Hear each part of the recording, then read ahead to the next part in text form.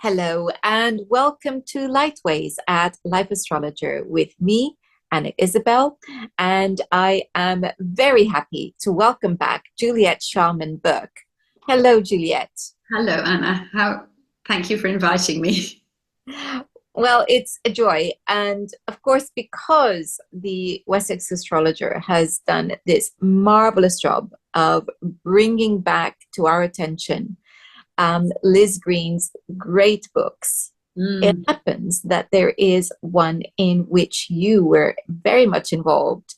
And so here it is, the astrologer, the counselor, and the priest. So here it is. And I couldn't resist having you back to talk about it. So thank you very much for agreeing to do this. Not at all, not at all. It's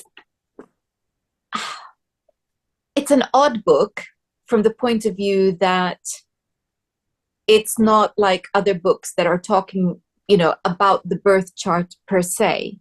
Mm. And yet it's a really important book.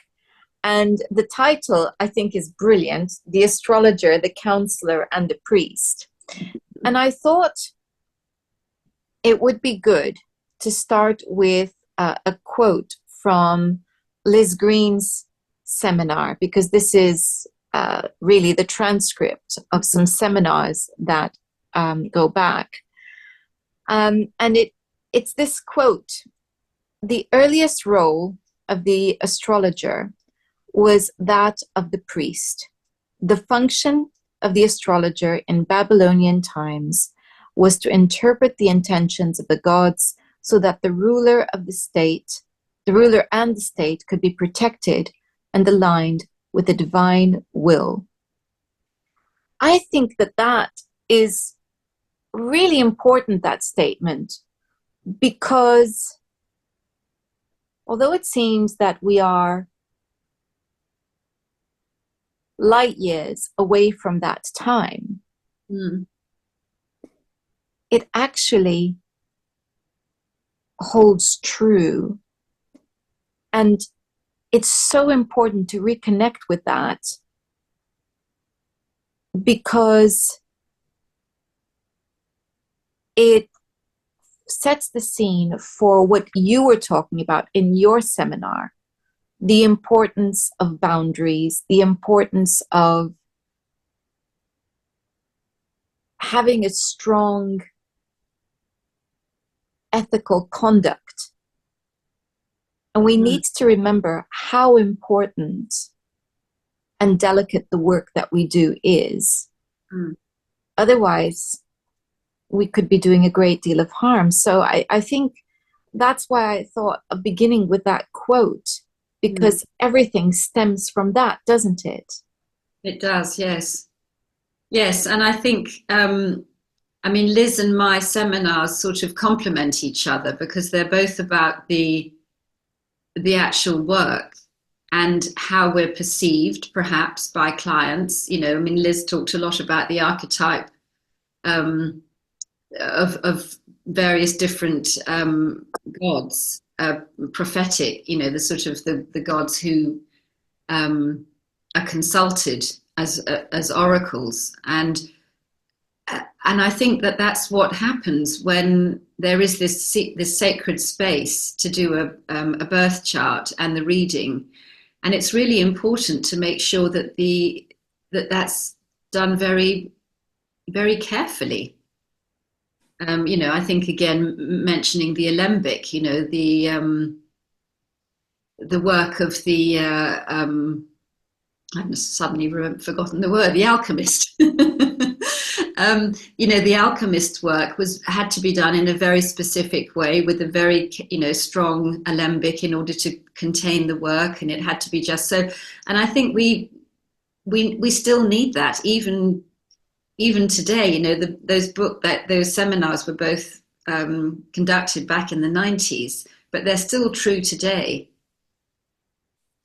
They are. And, there's another quote here. despite modern and sometimes exceedingly pragmatic role we assign ourselves, the client may come with an unconscious assumption that we are going to be able to do what the astrologer priests of Babylon did. And I think, again, we forget, because this is so much a part of who we are. It's not even just a part of what we do. It's a part of who we are, because it is a very personal view of the way the world works. And we forget that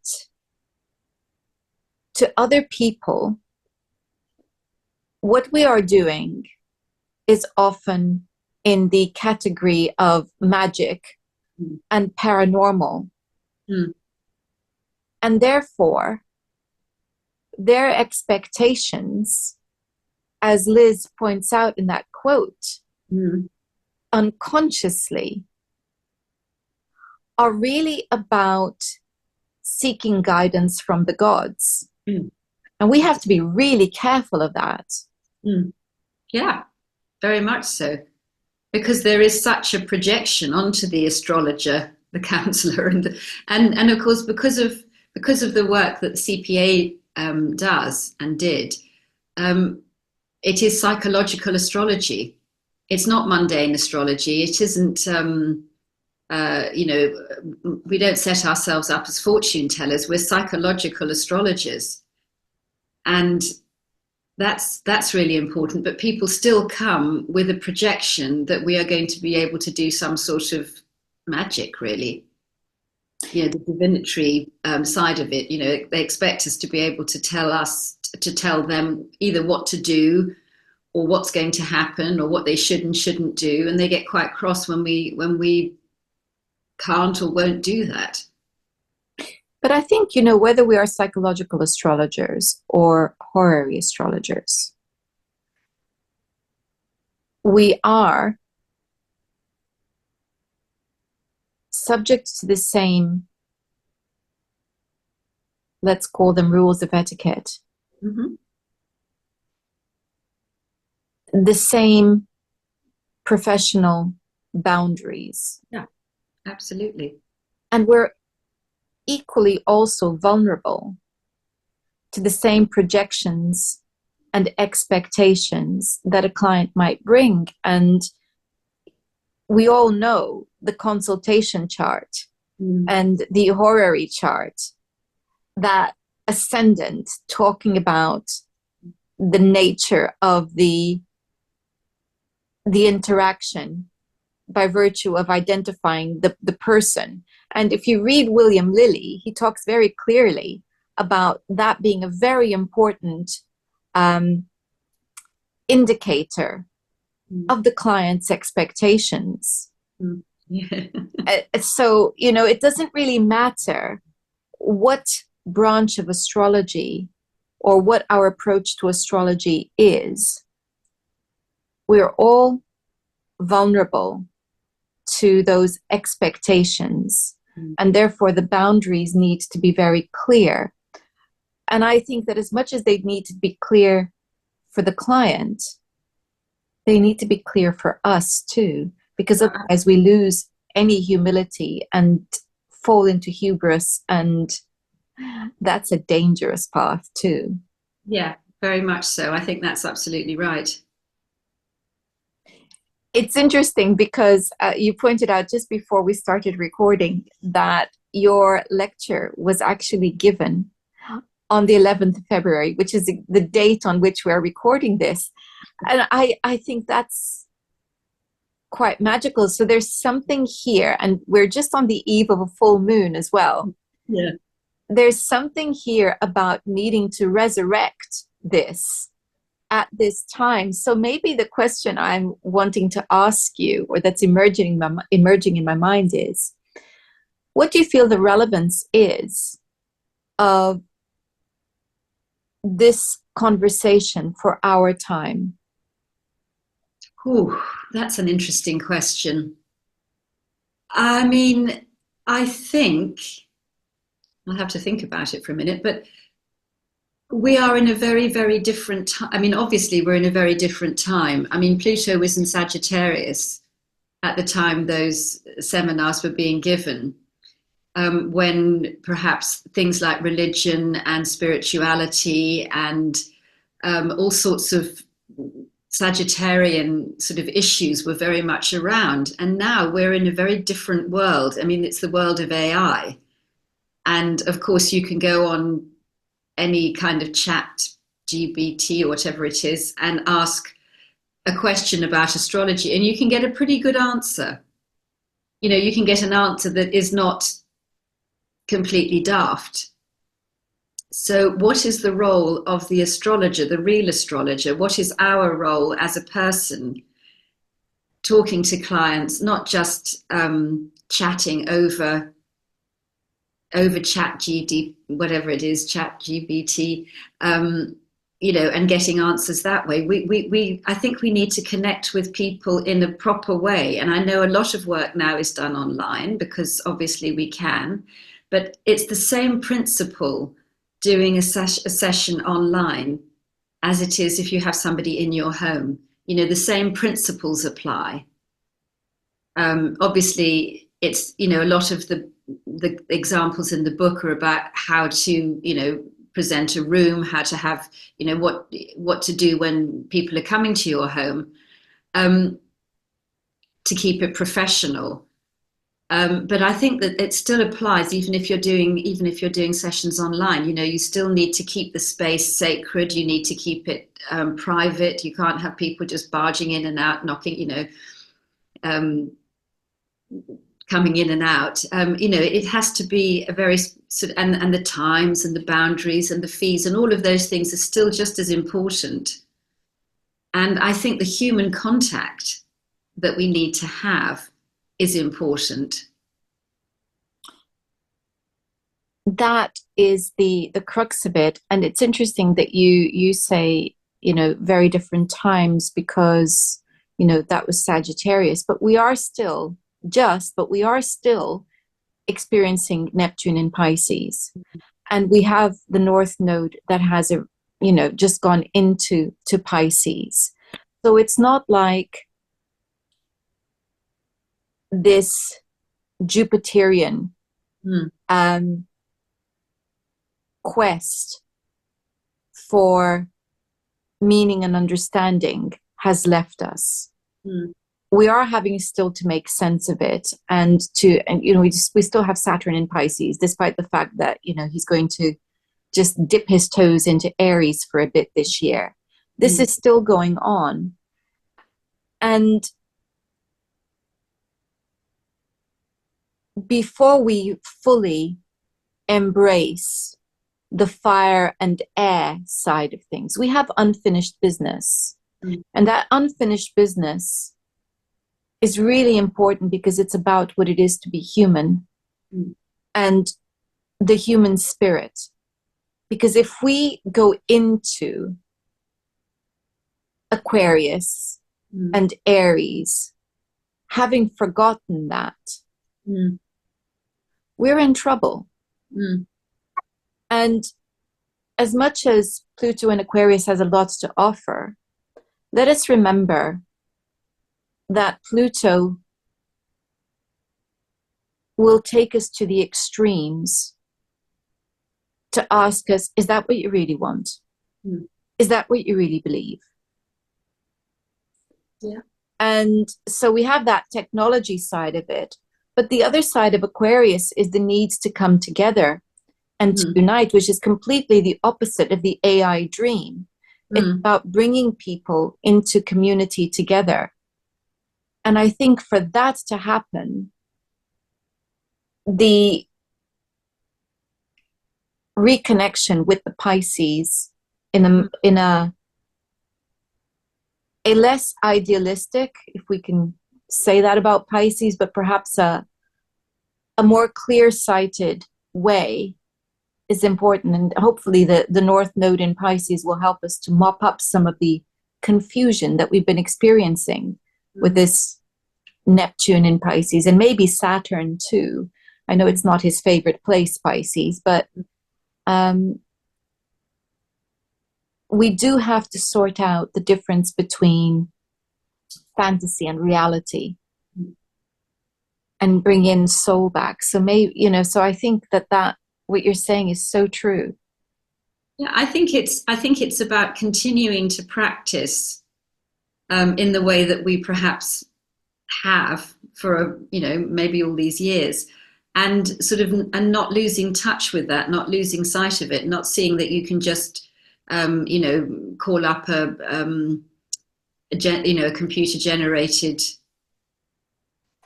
talk, that actually speaking to somebody in a real way is actually that's what it's really about. Well, certainly I think psychological astrology has to be about contact with another person and dealing with all the projections and the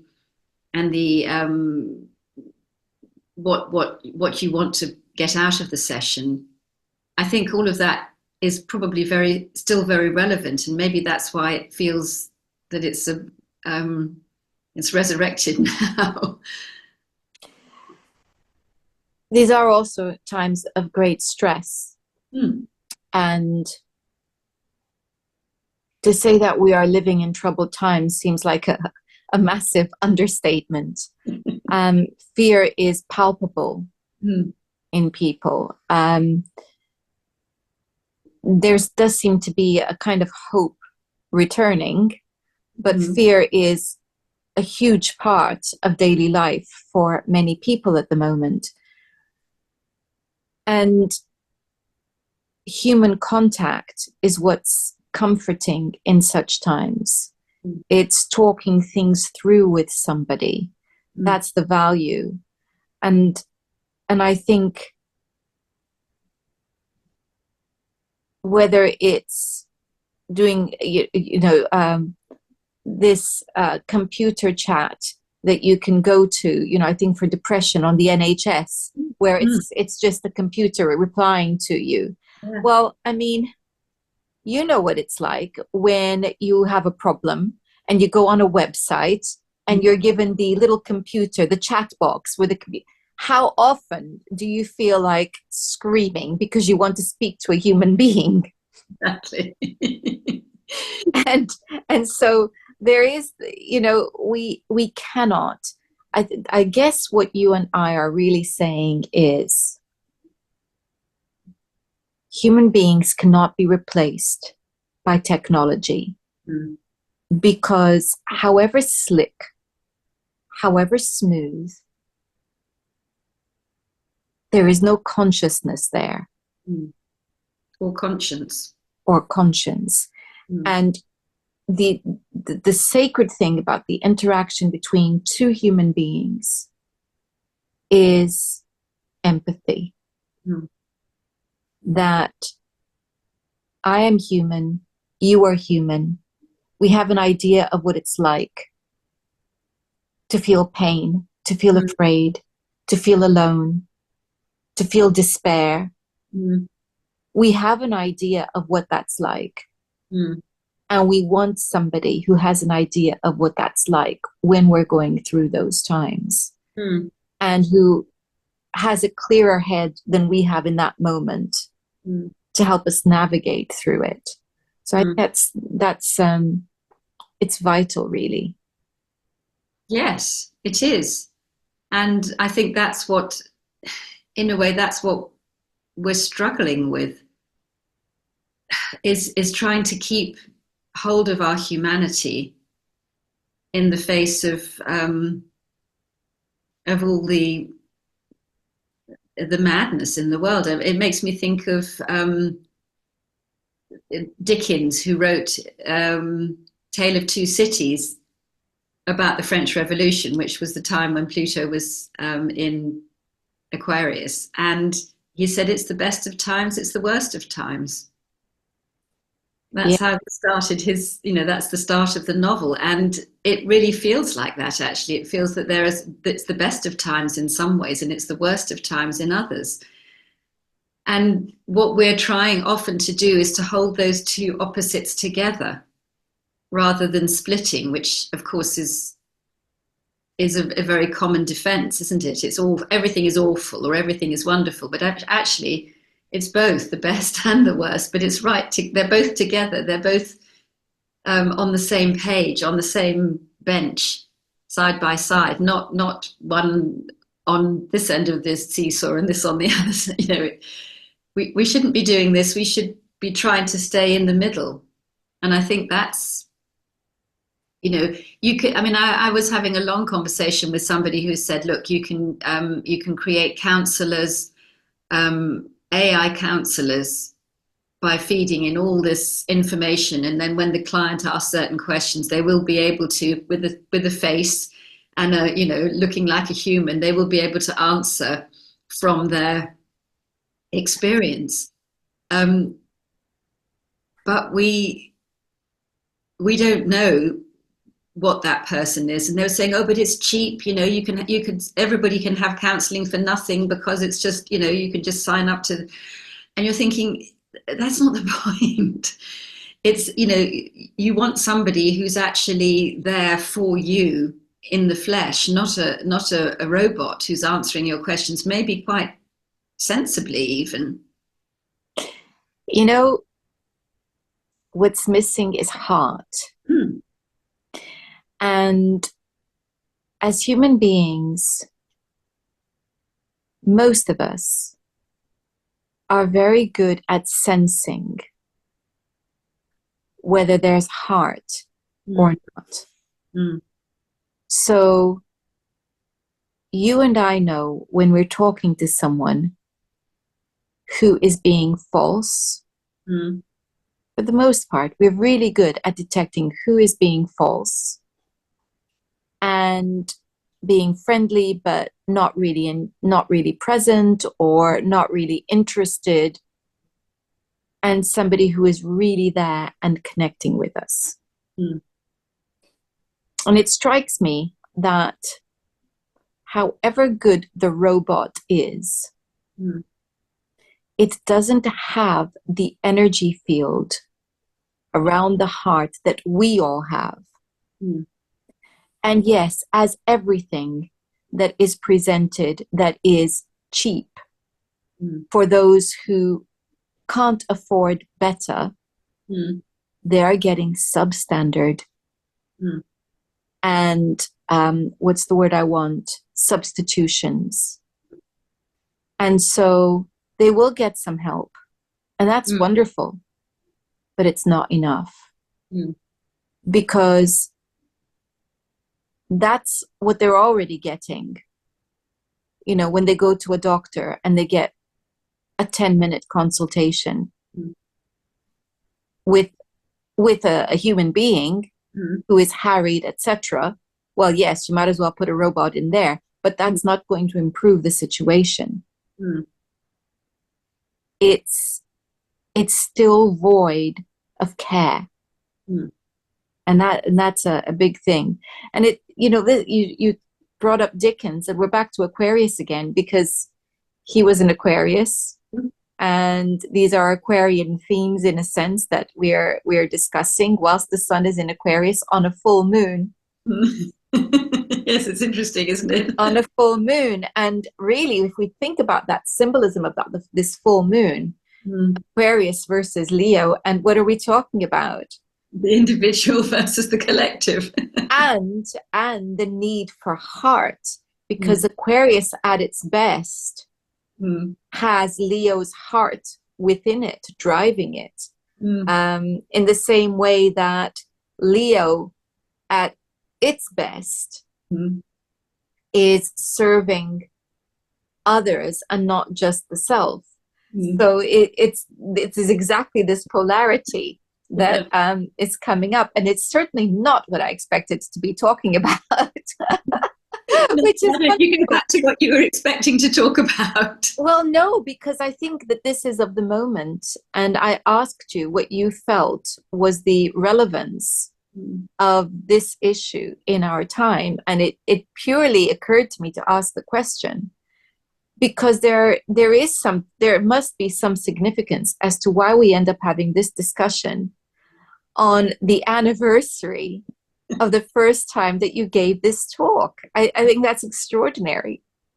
It's quite funny, isn't it? Yes, it is. So,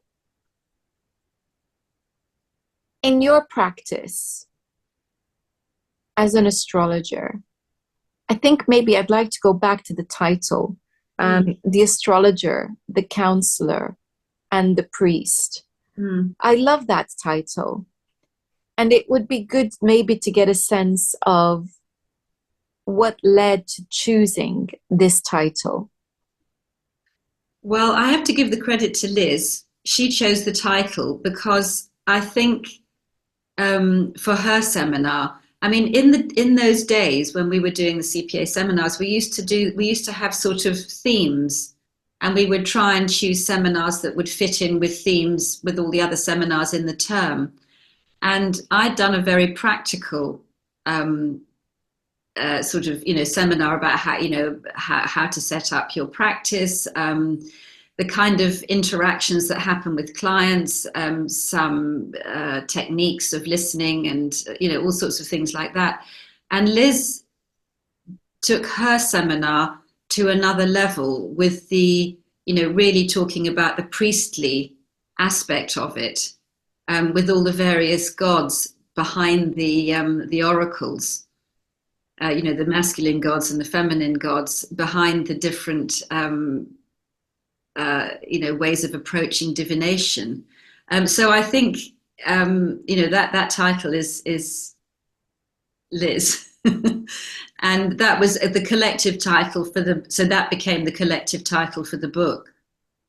It's funny listening to you because it's reminding me that when I read your part and then when I read her part, I wanted to swap it around because I felt that what she had to say was the reason why we must do what your part talks about, which is, funnily enough, of course, how I started this conversation with you, was reading bits from hers, because when we remember who we are as astrologers and the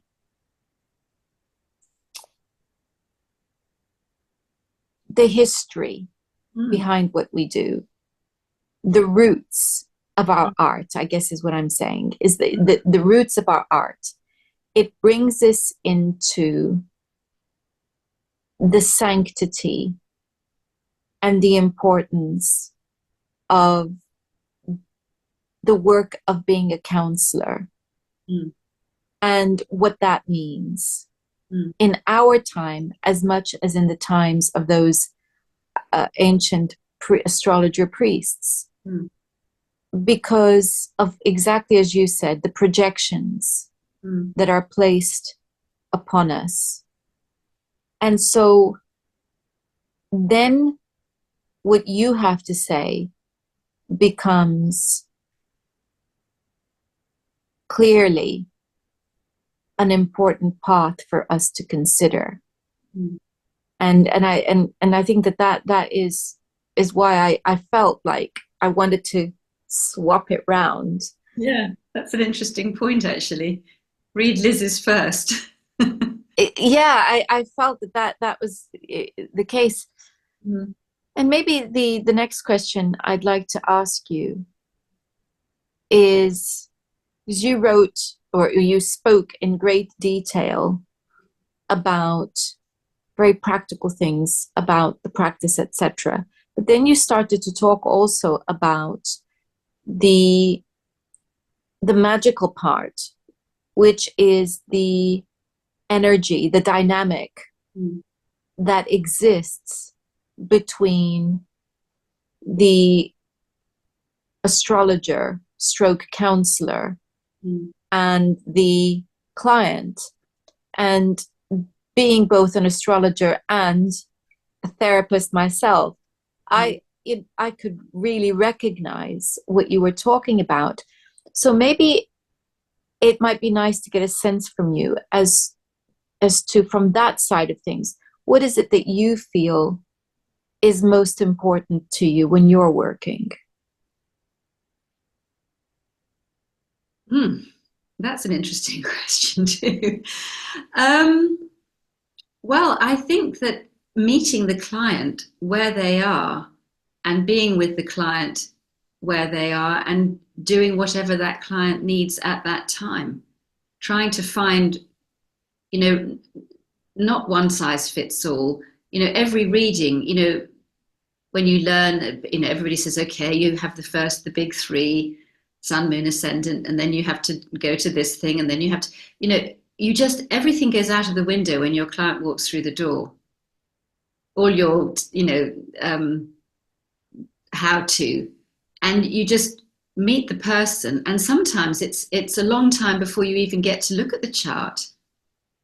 I mean, I've had situations, where people come in and you start to sort of look at the chart, and I had one woman who literally cried through an entire astrological reading, and I had to make another appointment to do the chart because she just cried and told bits about what her, her story, as it were. So it was more like a therapy session, but, and of course, because being a therapist, it did help because I was able to sort of, allow that to happen. Whereas I think perhaps an astrologer who hadn't any idea of the psychological implication might have found that quite alarming. I like that because I really resonate with it. The aim always is to meet the client's needs. And this is where, no machine can do that, because you can read a chart on so many different levels. And you only need to see the different focuses that we have as astrologers available to us. We can do, could look at a chart from an evolutionary perspective. We could look at a chart from a karmic perspective. We could do a draconic reading, all of those encompassing a more spiritual, soul-searching side. We can look at it from a purely, psychological side, and we can look at it and bring, and from a very practical side.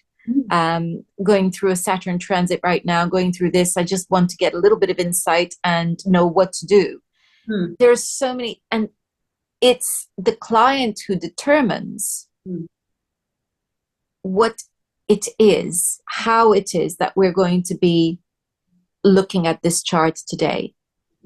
What is the client ready to receive and to take? And I think that is it's probably my favorite bit of working, is being able to see the level and meet them at that level. Yeah, I think that's it. I think it's about listening and observing and feeling what the client is coming, what they're coming for, because people would sometimes say, oh, I'm just interested. Oh yeah, so you're just interested, so you've gone to the trouble of making the appointment, working out the time and all the rest of it. And in the old days, coming to, actually finding your place and traveling there and all the rest of it, just out of interest. Not really. I like sometimes, I value a chart's ability to help people find context for their experiences. It's a bit like sometimes when I'm wearing my therapist hat and we've gone through a regression through hypnosis, and when we finish at the end, the person's feeling better and they say, I didn't know that I could still feel that way about something that was seemingly so insignificant all that time ago. And suddenly they have a context for their behavior, because they arrive and they're exasperated with themselves because they have a habit they can't break, or they seem to get very irritable under very specific circumstances and they don't know why. And there we go, 2 hours and they've got the context, and it's shifted. They feel something shifted, and it's very exciting. And I go, oh, that's nice. That's it. But equally, an astrology reading can also provide the context. I always say that's the diagnosis, and then the work begins. But it's still that context, and you can sit with a client, and they go, I want to look at relationships. And before you know it, we're talking about parents, and they're going, I never saw the connection before. Yes. And context. They were missing the context, but now suddenly everything makes sense. And I love that suddenly everything makes sense. That's really beautiful. Yeah. And I think and it, because people do say sometimes, you particularly with astrology readings, people go and you don't see them again. And then you hear maybe 2 years later, they said, oh, well, when you said that to me that time, that one thing you said, that stayed with me. So the whole session can boil down to one piece of information that really made a difference, that got them thinking along a particular line. And, that sometimes you just think, well, that's all it takes. And you don't always know that. But every so often, you get somebody who let you know that, and that's awfully nice. And then you just have to hope that there are more people who got. I mean, I think there's a parable, isn't there, about the 100 lepers who came to Jesus for healing, and he healed all 100, and only one came back and said thank you. Yes. I didn't know about that one, but yeah. It's one of those it's one of the parables of biblical parable, but it was sort of like Jesus is sort of saying, well, I cured everybody, but only one came back, but that's fine, because it was just the one person. That's all I needed. I just needed one person to come and say thank you, and that was good enough. I think, as human beings, it's nice to have some validation for the work that we do. But I'm trying to remember the quote, and I can't, but I do believe it was Gandhi. And it was something about just knowing that you've sown the seeds being enough, and that we don't have to see all the seeds germinating. Absolutely. Just sowing them is enough. And I think that as astrologers, we are there as counselors, whether we're doing it formally or informally, that there is a counseling element, there is a priestly element to it all. Apart from anything else, we are confidants. Yeah. And that in itself is something sacred. To sit and listen to a person and to witness their story, I think is also a very sacred thing. And we're back kind of where we began again. Yes.